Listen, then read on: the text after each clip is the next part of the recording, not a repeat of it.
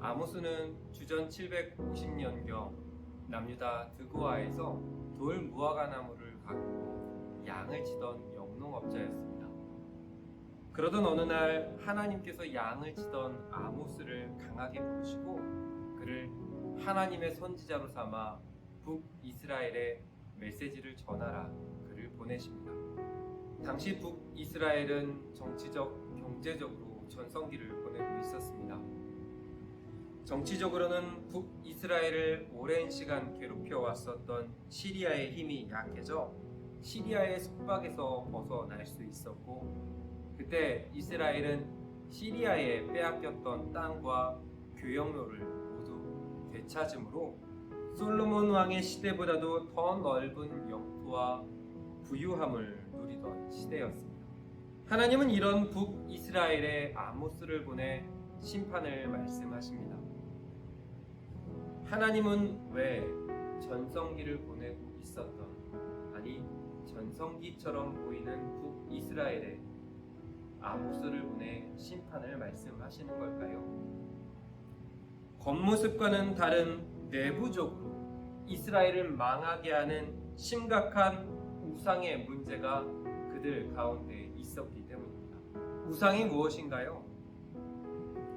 언뜻 드는 생각은 하나님 외에 다른 신이라 불리우는 것들을 섬기는 문제입니다. 하지만 깊이 생각해보면 꼭 신이라 불리우지 않아도 하나님보다 더 귀하게 여기는 것의 문제입니다. 이 우상의 문제에서 하나님께서 제일 먼저 다루시는 것은 잘못된 예배입니다. 어떻게 잘못된 예배가 우상이 될 수 있을까요? 하나님이 없는 예배가 우상이 됩니다. 우리는 하나님이 없는 예배를 드릴 수 있습니다. 예배는 사람이 하나님을 만나 내가 하나님의 백성임을 확인하고 하나님의 사람으로 변화되는 것입니다. 이 예배를 위해 사람은 진실되게 하나님을 찾아야 하고 마음을 열어야 하고 하나님의 말씀에 귀를 기울이고 마음을 기울여야 합니다. 그리고 말씀을 아멘으로 받아 말씀을 삶으로 옮겨내야 합니다. 그런데 하나님의 말씀이 세워져야 하는 자리에 위로의 가면을 쓴 사람의 욕심이 자리합니다.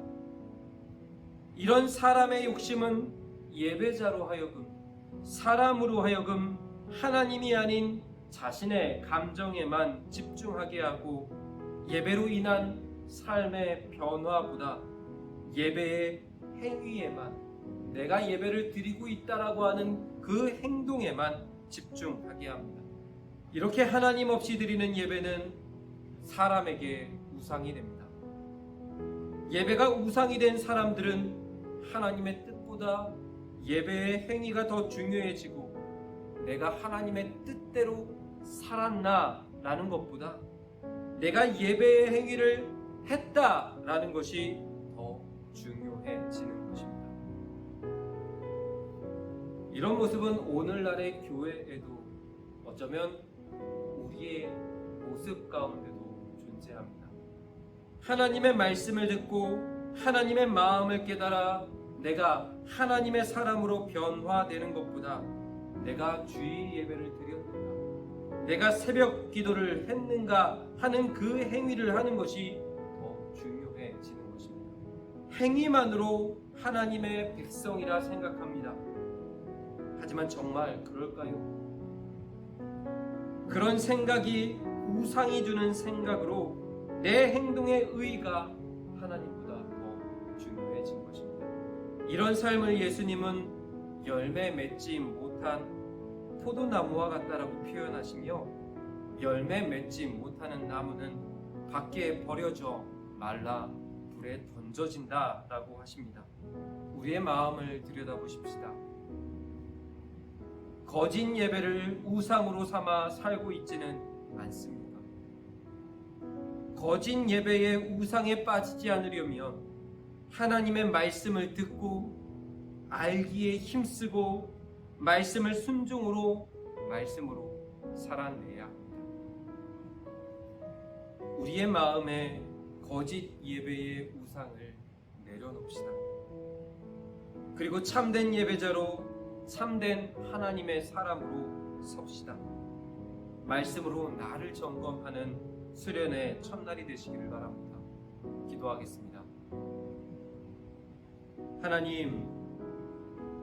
하나님의 은혜로 첫째 날 수련회의 말씀을 묵상하게 하시니 감사합니다.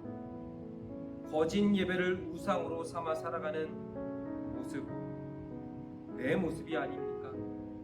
내 감정이 아닌 하나님의 말씀에 집중하게 하시고 말씀에 순종함으로 삶을 예배되게 하는 하나님의 사람이 되게 하여 주시옵소서. 성령 하나님께서 우리 안에 인도자가 되어 주실 줄로 믿습니다. 거룩하신 예수님의 이름으로 기도합니다. 아멘.